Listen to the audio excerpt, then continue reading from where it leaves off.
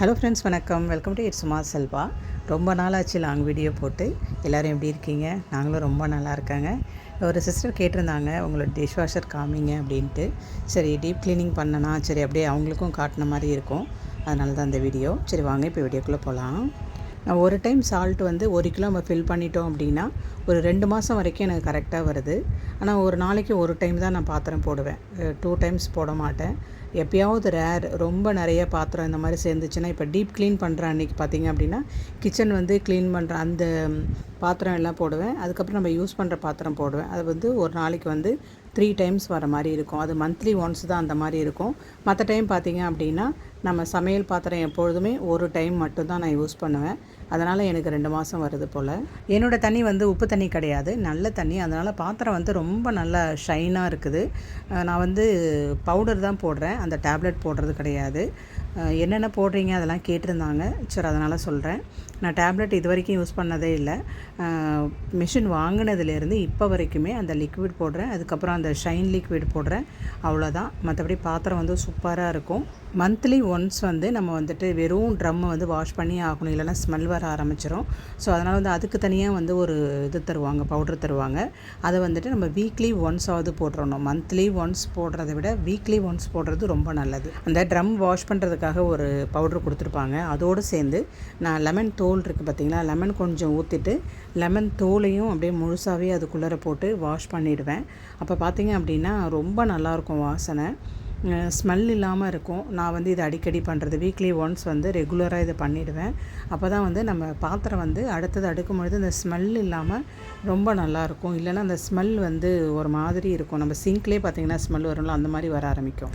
இந்த மிஷினுக்கு ஒன்றும் அதிகமாக நமக்கு மெயின்டெனன்ஸ் கிடையாது. நம்ம பாத்திரத்தை அடுக்க போகிறதுக்கு முன்னாடியே நல்லா வாஷ் பண்ணிவிட்டு, அதாவது கருவேப்பிலை அந்த பத்துக்குத்து எதுவும் இல்லாமல் நம்ம வாஷ் பண்ணிவிட்டு நம்ம உள்ளே அடிக்கிட்டோம் அப்படின்னா உள்ளே எதுவும் டஸ்ட்டு அடங்காது, ஸ்மெல் எதுவும் இருக்காது. இவ்வளோதான் இது. இந்த ஸ்டாண்டு பார்த்திங்க அப்படின்னா நான் வந்து ஸ்டவ்வுக்கு பக்கத்துலேயே வச்சுருப்பேன். கீழே வந்து ஸ்பைசஸ் ஐட்டம், மேலே பார்த்திங்க அப்படின்னா ஆயில் ஐட்டம் எல்லாமே இந்த ஸ்டாண்டுக்கு மேலே வச்சுருவேன். நம்ம வந்து ஸ்டவ்வுக்கு பக்கத்துலேயே இந்த ஸ்டாண்டு இருக்கிறதால கொஞ்சம் எண்ணெய் பீஸுக்கு வர மாதிரி தான் இருக்கும். இது குட்டி ஸ்டாண்டுங்கிறதால அப்படியே இந்த ஸ்டாண்ட் எடுத்து நான் டிஷ்வாஷருக்குள்ளே அடக்கிடுவேன். கரெக்டாக இருக்கிற மாதிரி இருக்கும். அதுவே காய வச்சு எடுக்கிறதால எடுத்தோமா அடுக்கி வச்சோமான்ற மாதிரி இருக்கும். நம்ம ட்ரை பண்ணுறதுக்காக வெயிட் பண்ணவே வேண்டாம். மிஷினில் போட்டுட்டு நம்ம அது ஸ்பைசஸ் ஐட்டம் எல்லாத்தையுமே ரெடியாக எடுத்து வச்சிட்டோம் அப்படின்னாக்கா எடுத்து ஃபில் பண்ணி நம்ம அப்படியே வச்சிடலாம். ரொம்ப ரொம்ப ரொம்ப யூஸ்ஃபுல்லான எனக்கு ஒரு இதுன்னா கண்டிப்பாக இந்த வந்து டிஷ்வாஷர் தான். எப்பொழுதுமே இந்த ஆடி மாதத்தில் நான் கொஞ்சம் கொஞ்சமாக டீப் க்ளீனிங் ஆரம்பிச்சிருவேன். ஆகஸ்ட்டில் பார்த்திங்கன்னா வரலட்சுமி பூஜை வரும். அதுக்கப்புறம் செப்டம்பர் விட்டுட்டு அக்டோபரில் பார்த்திங்கன்னா கொலு வந்துடும். இந்த வருஷம் நம்ம கொலு வைக்க போகிறதில்ல, இருந்தாலுமே கொஞ்சம் கொஞ்சமாக இப்படி டீப் க்ளீன் ஆரம்பிச்சிருவேன். வீடு வந்து மெயின் ரோடுக்கு பக்கத்துலேயே இருக்கிறதால நம்ம இன்றைக்கி க்ளீன் பண்ணாலே அடுத்த ஒரு வாரத்தில் பார்த்திங்கன்னா திரும்ப டஸ்ட்டு ஃபார்ம் ஆகிடுது. இருந்தாலும் அப்பப்போ ஒரு சும்மா தூசு தட்டிக்கலாம். இந்த அளவுக்கு நம்ம டீப் க்ளீன் பண்ண வேண்டிய அவசியம் இருக்காது. சும்மா தூசு தட்டிக்கிட்டு சும்மா வீடு கழுவி விட்டுக்கலாம். இருந்தாலும் அதே பழக்கம் வந்துருச்சு. இப்போ டீப் க்ளீனிங் ஆரம்பிச்சிட்டேன். கொஞ்சம் வந்து மேக் ஓவர் பண்ணியிருக்கேன். இன்னும் வந்துட்டு அடுத்தது கிச்சன் பார்த்திங்க அப்படின்னா இன்னும் டிஃப்ரெண்ட்டாக ஆக்க போகிறேன்.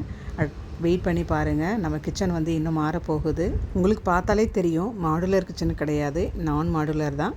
பட் இருந்தாலுமே என் கிச்சன் வந்து எனக்கு ரொம்ப பிடிச்ச இடம்னு பார்த்திங்கன்னா என் வீட்டில் கிச்சன், அடுத்தது பூஜை ரூம். ரொம்ப எனக்கு 2 இடமுமே என்னோடய இடம். அது வந்து ரொம்ப பீஸ்ஃபுல்லாக இருக்கும், ரொம்ப அருமையாக இருக்கும் அந்த இடம்.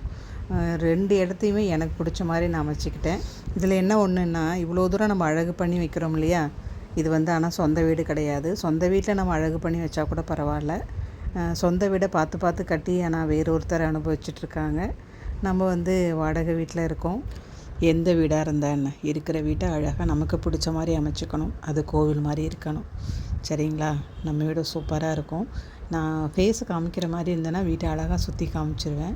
கண்டிப்பாக ஒரு நாள் உங்களுக்கு என் வீட்டை சுற்றி காமிக்கிறேன்.